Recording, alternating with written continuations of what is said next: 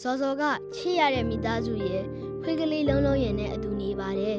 လူတွေကစောစောကိုစိတ်ချမ်းသာပြီးပျော်ရွှင်နေတဲ့ကလေးလေးတယောက်လိုပဲမြင်ကြမှာပါ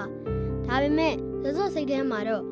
ကိုအများနဲ့မတူပဲခြားနားနေတဲ့အားနည်းချက်တွေရှိနေတယ်လို့ခံစားနေရပါတယ်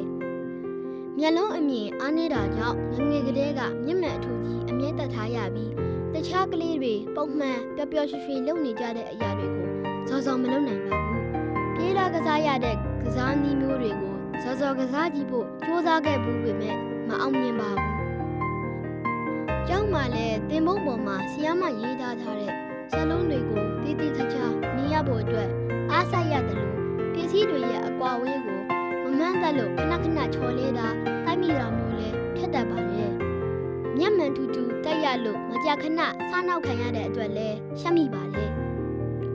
ပုံမှန်ကလေးတွေလိုကိုလှုပ်ချင်တဲ့အရာတွေကိုစိတ်ရှိတိုင်းအပတရမလှုပ်နိုင်တာအခက်အခဲတွေကြုံရတဲ့အခါတိုင်းမှာစောစောအားငယ်မိတယ်ဒီနေ့အကြောင်းမှာတငယ်ချင်းပြည့်သူရတို့နဲ့စာတေကမ်းမတူတော့တို့စောစောပို့ပြီးမပြောတော့ပါဘူးအတန်းထဲမှာတငယ်ချင်းအစ်စ်လည်းမရသေးပဲတယောက်တည်းလိုဖြစ်နေတာကစောစောကိုပို့ပြီးအခက်အခဲဖြစ်လာစေတယ်ဒါပေမဲ့စောစောကသူဒီလိုတွေခံစားနေရတယ်ဆိုတာကိုတငယ်ချင်းပြည့်နဲ့သူရကိုပြောမပြဖြစ်ပါဘူးတရက်တော့ကျောင်းမှာအားကစားပြိုင်ပွဲအတွက်လူစရင်ပေးဖို့ကြီးညာတယ်သူရကဘောလုံးကန်တဲ့အဖွဲ့ထဲပါဖို့စရင်ပေးပြီးပြည့်ကအပြေးပြိုင်ပွဲဝင်ဖို့နာမည်ပေးလိုက်တယ်စောစောကအခြားကလေးတွေလိုမပါဝင်နိုင်လို့စိတ်မကောင်းဖြစ်နေမိတယ်သူရနဲ့ပြည့်ကအားကစားပြိုင်ပွဲအတွက်လေ့ကျင့်ဖို့တော့ကြတော့စောစောကလိုက်မသွားပဲအိမ်မှာပဲနေခဲ့တယ်တငယ်ချင်းတွေကိုလိုက်အားပေးခြင်းပေမဲ့သူတို့တွေလိုမလုပ်နိုင်လို့အားငယ်နေတဲ့စိတ်ကိုမဖြောင်းနိုင်ဘူးလေတငယ်ချင်းတွေကအခုတလောအစင်ပြေရလားလို့စောစောကိုလာမိကြတယ်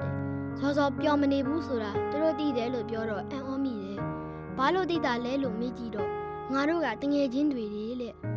စောစောပျော်သွားတယ်သူတို့ကိုကျေးဇူးတင်မိတယ်စောစောခံစားနေရတာတွေကိုသူတို့ကိုပွင့်ပွင့်လင်းလင်းပြောလိုက်ရတော့စိတ်ကလည်းနည်းနည်းလေးပေါ့သွားတယ်သူတို့ကစားတင်ချိန်တွေမှာတန်းနဲ့မရှိပေမဲ့လည်းကျောင်းအားရက်မှာစားအတူတူလုပ်ကြပြီးစောစောလိုအပ်တာရှိရင်ကူညီမယ်လို့ပြောကြတယ်အတန်းထဲမှာလည်းတငယ်ချင်းတွေတဖြည်းဖြည်းရလာမှာပါတဲ့စားတင်ချိန်မှာတခုခုအခက်အခဲရှိရင်ဆရာမအကူညီကိုလည်းယူသင့်တယ်လို့စောစောကိုအကြံပေးကြတယ်သူတို့အကြံပေးတဲ့အတိုင်းအခုဆိုရင်မလုပ်နိုင်တဲ့အရာတွေကိုမစင်စားတော့ပဲဝါဒနာပါတဲ့ပုံဆွဲတာကိုပဲပို့ပြီးကောင်းအောင်စောစောကြိုးစားတော့တယ်ဆရာမကိုလည်းစောစောအခက်အခဲကြောင့်ပြောလိုက်တော့ဆရာမကလည်းကူညီပေးတယ်ဟာနာတော်ကိုမကြိုက်ကြောင်းအတန်းဖော်တွေကိုစောစောကိုယ်တိုင်ပဲပြောပြလိုက်တယ်အတန်းထဲမှာတငယ်ချင်းအစ်စ်တွေရလာတယ်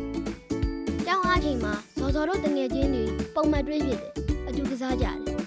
တနေ့တာပျော်စရာတွေဝမ်းနည်းရတာတွေအခက်အခဲတွေကိုအချင်းချင်းညီမျှပြောဆိုကြတယ်သူတို့အားကစားလေ့ကျင့်နေတဲ့နေရာကိုလည်းလိုက်သွားပြီးအားပေးတယ်ကိုယ်တိုင်မပါဝင်နိုင်ပေမဲ့ခုလိုတငယ်ချင်းတွေကိုအားပေးရတာပျော်စရာပဲလို့စောစောသိလာပြီလေအခုဆိုရင်မတူညီမှုအခက်အခဲတွေကြားမှာလဲလိုက်လျောညီထွေဖြစ်အောင်ပျော်ရွှင်အောင်ပိုပြီးကြံ့ခိုင်လာအောင်ဘယ်လိုကြိုးစားနေထိုင်ရမလဲဆိုတာတငယ်ချင်းတွေရဲ့အကူအညီနဲ့စောစောနားလည်ခဲ့ပါရေဖွင့်မယ်ခံစားပါမျှဝေပါ